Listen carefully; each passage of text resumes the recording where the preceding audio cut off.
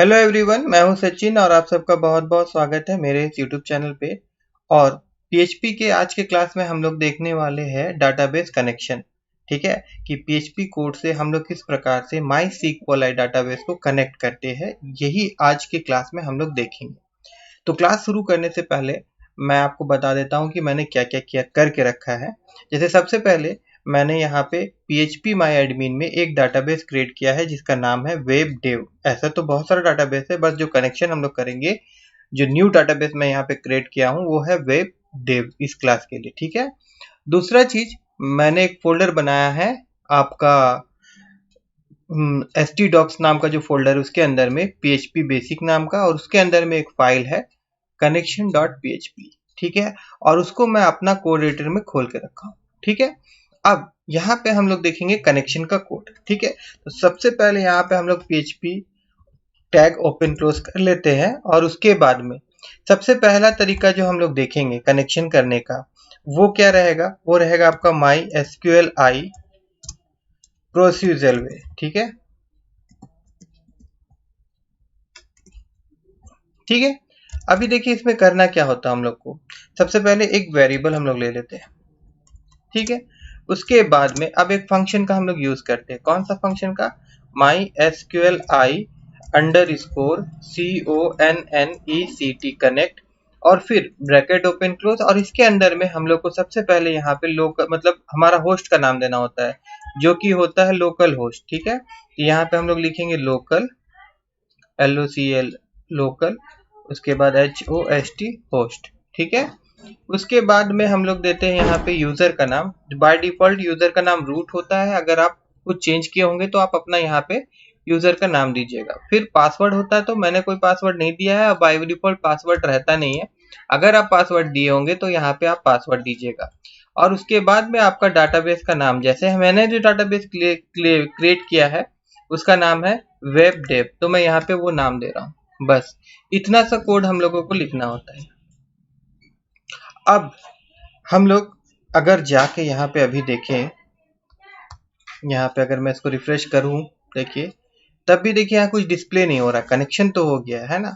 तो यहाँ अगर कुछ मैसेज अगर डिस्प्ले करवाना है या तो चेक करना है कनेक्शन हुआ है या नहीं हुआ है, तो उसके लिए मैं यहाँ पे क्या करूँगा, मैं यहाँ पे इफ का एक कंडीशन लूंगा, इफ कंडीशन, और इसके अंदर में इस वेरिएबल को यहाँ पे पास कर दूंगा, और उसके बाद में कर्ली ब्रैकेट ओपन यहाँ पे ऐसे करूंगा, और उसके बाद में फिर एल्स लिखूंगा और फिर कर्ली ब्रैकेट ओपन करूंगा। अब क्या होगा देखिए, अगर कनेक्शन सक्सेसफुली होता तो इफ वाला पार्ट का मैसेज डिस्प्ले होगा, और कनेक्शन में कोई प्रॉब्लम होता तो एल्स वाला पार्ट का मैसेज डिस्प्ले होगा।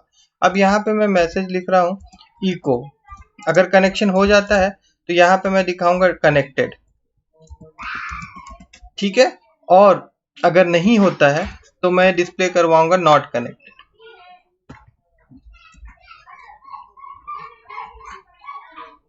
यहां मैं लिख देता हूं नॉट कनेक्टेड। ठीक है। और अगर हम लोग यहाँ जाते हैं और इसको अगर हम लोग रिफ्रेश करते हैं तो देखिए यहाँ पे दिखा रहा है कनेक्टेड। ठीक है। दैट मीन्स इस जो डाटाबेस हम लोग बनाए थे उसके साथ में सक्सेसफुली कनेक्शन हो गया है। ठीक है ना। तो ये कौन सा था, ये प्रोसीजरल वे में हम लोग कनेक्ट किए थे। अब इसको मैं कमेंट कर देता हूं। ठीक है। और कमेंट करने के बाद में इसी को मैं एक बार कॉपी कर लेता हूं, और देन मैं नीचे यहाँ पे पेस्ट करता हूं। ठीक है। और अब हम लोग देखेंगे, यहाँ पे मैं ऐसे करता हूं, और उसके बाद में अभी मैं यहाँ पे हम लोग क्या देखेंगे, अभी हम लोग देखेंगे MySQL ऑब्जेक्ट ओरिएंटेड वे देखेंगे, मतलब उप्स कॉन्सेप्ट के साथ में, जैसे ऑब्जेक्ट ओरिएंटेड वे जो होता है उसमें देखेंगे हम लोग। ठीक है। ऑब्जेक्ट ओरिएंटेड प्रोग्रामिंग वे में देखेंगे। तो उसके लिए क्या करना होगा हम लोगों को, यहाँ पे हम लोगों को न्यू लिखना होगा, और उसके बाद यहाँ पे हम लोगों को लिखना होगा SQLi। देखिए बाकी सब वैसे ही रहेगा। ठीक है। और फिर अगर हम लोग जाके अगर अभी यहाँ जाते हैं और हम लोग इसको रिफ्रेश करते हैं तो देखिए रिजल्ट वही आएगा, क्योंकि इसमें भी कनेक्शन हमारा सक्सेसफुली हो गया। बात समझ रहे हैं? ये ऊपर वाला जो कोड है ये प्रोसीजर वे है, और ये जो है ये आपका ऑब्जेक्ट ओरिएंटेड वे है। उसमें हम लोग को न्यू लिखना होता है और फिर MySQL आई लिखना होता है और फिर पैरामीटर हम लोग को यहाँ पे पास करना होता है, जैसे हम लोग यहाँ पे किए थे। ठीक है ना? अब इसी चीज को हम लोग देखेंगे आपका पीडीओ में किस प्रकार से हम लोग कनेक्ट करते हैं। मतलब MySQL आई पीडीओ जो हम लोग यूज करते हैं, तो पीडीओ के साथ किस प्रकार से हम लोग कनेक्ट करेंगे। ठीक है, यहाँ पे मैं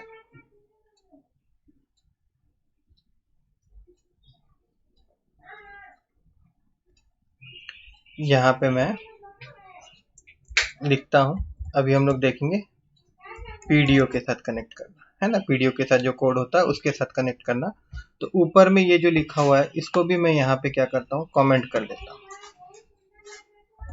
ठीक है, अब यहाँ पे देखिए, यहाँ पे क्या करना होगा हम लोग को। अगर इसी को मैं यहाँ कॉपी कर लेता हूँ, यहाँ से यहाँ तक मैं इसको कॉपी कर लेता हूँ और उसके बाद मैं यहाँ पे इसको पेस्ट करता हूँ। ठीक है, अब यहाँ पे क्या होगा कि न्यू के बाद में हम लोगों को यहाँ पे लिखना होगा पीडीओ कैपिटल में, और उसके बाद में फिर यहाँ पे देखिए दो हम लोग सबसे पहले यहाँ पे जो पास करेंगे यहाँ पे रूट होगा, और यहाँ पे जो डाटाबेस का नाम है ये यहाँ नहीं होगा, यहाँ पे रूट यूजर नेम और अच्छा मैं पूरा मिटा देता हूँ। ठीक है, देखिए सबसे पहले यहाँ पे हम लोग पैरामीटर देंगे। पहला पैरामीटर में हम लोग को क्या लिखना होगा, डाटाबेस का टाइप। तो डाटाबेस हम लोग का क्या है, MySQL आई है, ये सॉरी MySQL है। ठीक है, और फिर ईच2 करके फिर हम लोग को यहाँ पे होस्ट लिखना होगा और उसके बाद में होस्ट का नाम देना होगा।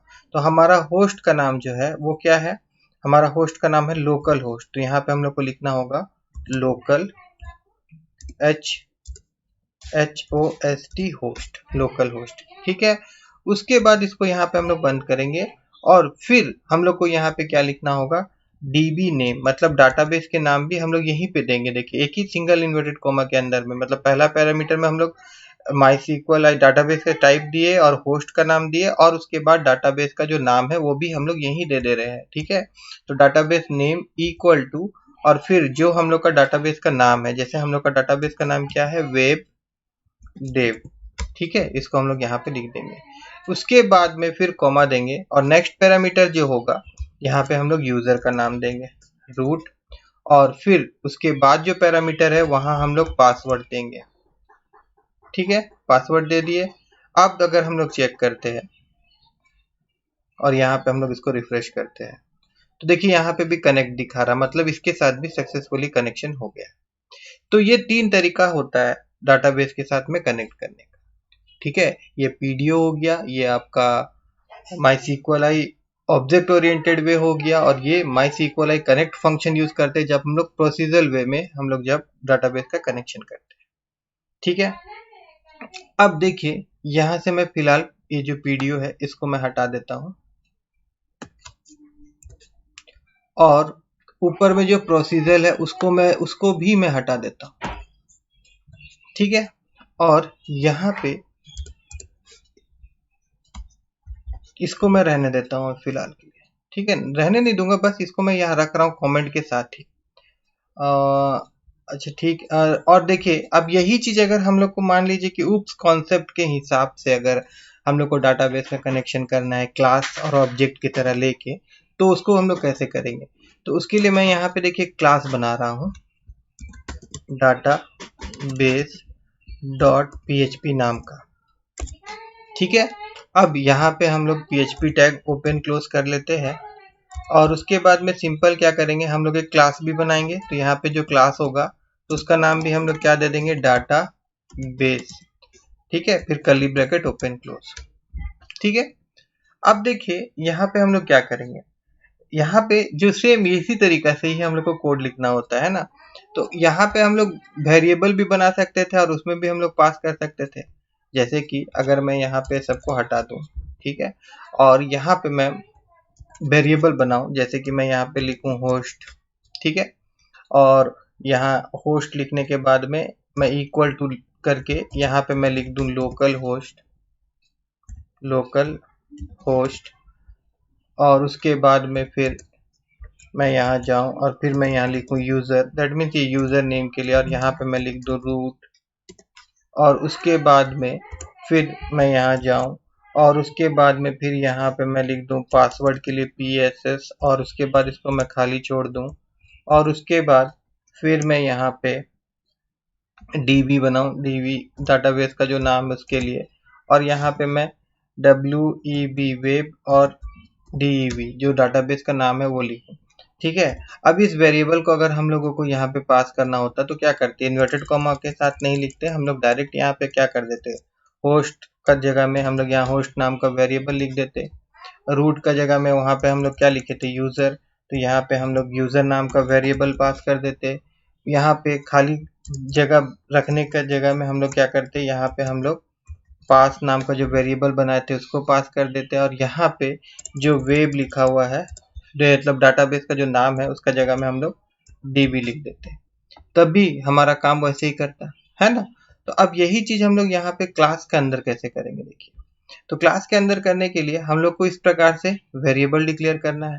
तो अगर ये सारा वेरिएबल को हम लोग यहाँ से कॉपी कर लेते हैं और फिर यहाँ जाते हैं और यहाँ पे इसको मैं पेस्ट कर देता हूँ। तो अब देखिए, अगर आप क्लास के अंदर में वेरिएबल को डिक्लेयर करेंगे तो उससे पहले आपको एक्सेस स्पेसिफायर देना होगा, मतलब कि पब्लिक, प्राइवेट या फिर प्रोटेक्टेड। तो फिलहाल मैं यहाँ पे पब्लिक लिख रहा हूँ, PUBLIC पब्लिक। यहाँ पे भी मैं जा रहा हूँ और यहाँ पे भी मैं PUBLIC पब्लिक, और उसके बाद में यहाँ पे भी मैं क्या कर रहा हूँ, यहाँ पे भी मैं लिख रहा हूँ पब्लिक, और उसके बाद में फिर यहाँ पे भी मैं लिख देता हूँ पब्लिक। ठीक है। तो ये तीन क्या हो गया, इस क्लास का प्रॉपर्टी हो गया, ये तीनों क्या हो गया, इस क्लास का प्रॉपर्टी हो गया, है ना। ठीक है। अब यहाँ पे हम लोग एक फंक्शन बनाते हैं, देखिए। ठीक है। फंक्शन बनाने के लिए हम लोग को क्या लिखना पड़ेगा, public, PUBLIC public function, then function का नाम। तो फंक्शन का नाम मैं यहाँ दे रहा हूँ CONNECT, connect, bracket open close, और उसके बाद में फिर कर्ली ब्रैकेट ओपन क्लोज। अब यहाँ पे हम लोग क्या करेंगे, जैसे यहाँ पे ये जो कोड था, ठीक है, इसी को ही मैं हम लोग को वहां लिखना है। ठीक है। इसी को ही यहाँ से मैं कॉपी कर रहा हूँ और यहाँ पे मैं पेस्ट कर दे रहा हूँ, देखिए पेस्ट कर दिए हम लोग।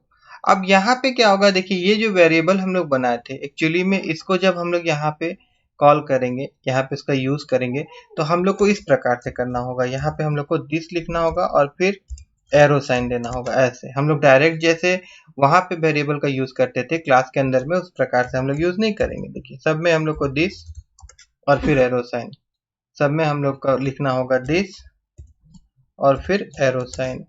उसके बाद यहाँ पे भी हम लोग को लिखना होगा दिस और फिर एरो साइन, देखिए इस प्रकार। ठीक है।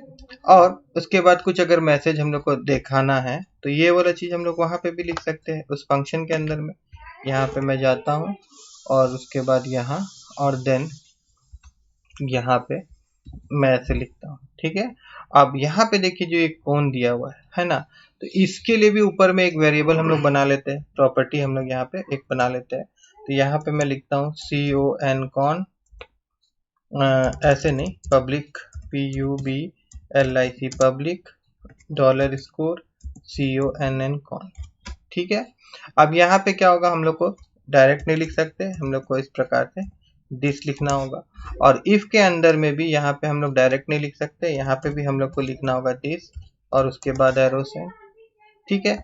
अब ये तो यहाँ पे हम लोग ये पूरा प्रोग्राम यहाँ पे मतलब डाटाबेस के अंदर में, क्लास के अंदर में, डाटाबेस के अंदर नहीं सॉरी, क्लास के अंदर में हम लोग यहाँ पे इस फंक्शन को बनाए हैं। जिससे क्या होगा, इस फंक्शन का काम क्या है, डाटाबेस के साथ कनेक्ट करेगा। और कौन सा डाटाबेस, ये जो हमारा डाटाबेस था वेब देव, इसके साथ कनेक्शन करवाना है। तो अब इसको यहाँ पे हम लोग कैसे यूज करेंगे। ठीक है। इसको यहाँ पे यूज करने के लिए क्या करना होगा, हम लोगों को यहाँ पे यूज करने के लिए सबसे पहले तो जो डाटाबेस वाला फाइल है उसको यहाँ पे इंक्लूड कराना होगा। तो यहाँ पे हम लोग सबसे पहले लिखेंगे इंक्लूड। ठीक है। और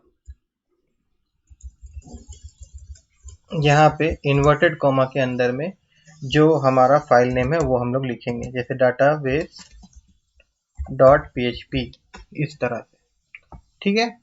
उसके बाद में अब हम लोग को क्या करना है कि ऑब्जेक्ट क्रिएट करना है। जैसे ये क्या हो गया, ये हो गया क्लास, ठीक है। अब ये फंक्शन को हम लोग को कॉल करना है, तो इसके लिए हम लोग को सबसे पहले इस क्लास का एक ऑब्जेक्ट बनाना है। तो ऑब्जेक्ट हम लोग कैसे बनाएंगे, कुछ नहीं है, आप एक वेरिएबल का नाम ले लीजिए। जैसे मैं यहाँ पे एक वेरिएबल ले रहा हूँ, पकड़ के चलिए db नाम है इसका, और उसके बाद में हम लोग को इक्वल टू देना है, और उसके बाद हम लोग को यहाँ पे न्यू लिखना है, ठीक है। और न्यू लिखने के बाद में यहाँ पे हम लोग को क्लास का नाम देना है। तो क्लास का नाम क्या है, डाटा बेस, और उसके बाद इसको बंद कर देना है, ठीक है। देखिए सेम यहाँ पे जब हम लोग देखते हैं, जब हम लोग कनेक्शन कर रहे थे तब भी हम लोग न्यू लिख के फिर माई सीक्वल आई लिखते थे। दैट मीन्स माई सीक्वल आई का भी एक क्लास कहीं बना हुआ है, और उसके अंदर में फिर ये वैल्यूज हम लोग पास करते थे, ठीक है ना। अब यहाँ पे देखिए, यहाँ पे हम लोग क्या किए, ऑब्जेक्ट बना लिए, है ना। ये ऑब्जेक्ट बनाने का तरीका है, db नाम का हमारा एक ऑब्जेक्ट बन गया है। किस क्लास का ये ऑब्जेक्ट बना है, डाटाबेस क्लास जो हम लोग बनाए थे उसका। अब डाटाबेस क्लास के अंदर में एक फंक्शन है कनेक्ट नाम का। अब इसका हम लोग को यूज करना है, मतलब इसको कॉल करना है।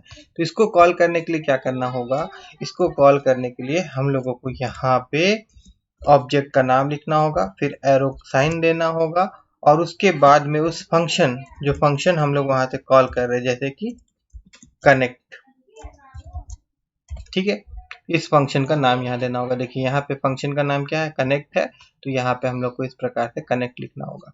अब हम लोग अगर जाते हैं, देखिए अभी भी वही मैसेज आएगा, ठीक है ना। देखिए connect, that means connection perfect हो गया है हमारा, ठीक है। मगर अभी जो हम लोग तरीका किए थे, हम लोग क्या किए थे, हम लोग एक क्लास बनाए थे, और क्लास के अंदर में फिर हम लोग कुछ प्रॉपर्टी डिक्लेयर किए थे, जैसे कि होस्ट, यूजर, पास, डीबी, और इसके अंदर में होस्ट के अंदर में होस्ट नेम, यूजर के अंदर में यूजर नेम, पासवर्ड के अंदर में पासवर्ड, और डीबी के अंदर में डाटाबेस नेम, और फिर एक फंक्शन बनाए, और जो कनेक्शन करने वाला जो कोड था वो हम लोग इसके अंदर में लिख दिए, ठीक है। अब और एक चीज देखिए, अब देखिए ये जो कनेक्ट, जो हम चाहते हैं, हम लोग चाहते हैं ऐसा कि जैसे ही ऑब्जेक्ट क्रिएट हो जाए, जैसे ऑब्जेक्ट बन जाए, वैसे ये कनेक्ट नाम का जो फंक्शन है ये ऑटोमेटिक कॉल हो जाए, ये ऑटोमेटिक कॉल हो जाए। तो इसके लिए क्या करना होगा, हम लोगों को कॉन्स्ट्रक्टर बनाना होगा।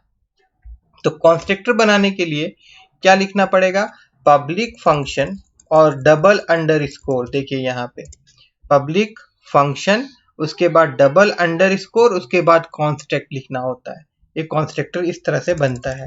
अब इसके अंदर में अगर मैं उस फंक्शन को कॉल कर दूं, कनेक्ट नाम का जो फंक्शन है इसको मैं अगर कॉल कर देता हूं, तो क्या होगा, देखिए इधर मैं कॉल कर देता हूं, और यहाँ पे ध्यान दीजिएगा, जैसे यहाँ पे हम लोग इस फंक्शन को कॉल किए थे तब ये आया था, बट अब इस फंक्शन को हम लोग मिटा दे रहे हैं, ये फंक्शन हम लोग नहीं लिख रहे हैं, ठीक है। हम लोग सिर्फ क्या किया, ऑब्जेक्ट क्रिएट किए। तो जैसे हम लोग ऑब्जेक्ट क्रिएट करेंगे तो ऑटोमेटिक क्या होगा, ये जो फंक्शन है ना, ये कॉन्स्ट्रक्टर का थ्रू कॉल हो जाएगा। अभी अगर मैं जाऊं और इसको मैं अगर रिफ्रेश करूं, तो देखिए यहाँ पे भी कनेक्टेड दिखा रहा है, ठीक है। तो ये कैसे हुआ, ये क्योंकि ये मतलब बिना ऑब्जेक्ट बनाए और बिना फंक्शन को कॉल किए हुए भी हम लोग क्या कर रहे हैं, ये जो कनेक्ट वाला फंक्शन है इसको हम लोग कॉल कर दे रहे हैं, ठीक है। आज का क्लास में इतना ही, और फिर मिलते हैं आप लोगों से नेक्स्ट क्लास में। अगर आज का मेरा ये वीडियो आप लोगों को अच्छा लगा हो तो मेरे इस वीडियो को लाइक करिएगा, और मेरे चैनल को सब्सक्राइब करना मत भूलिएगा।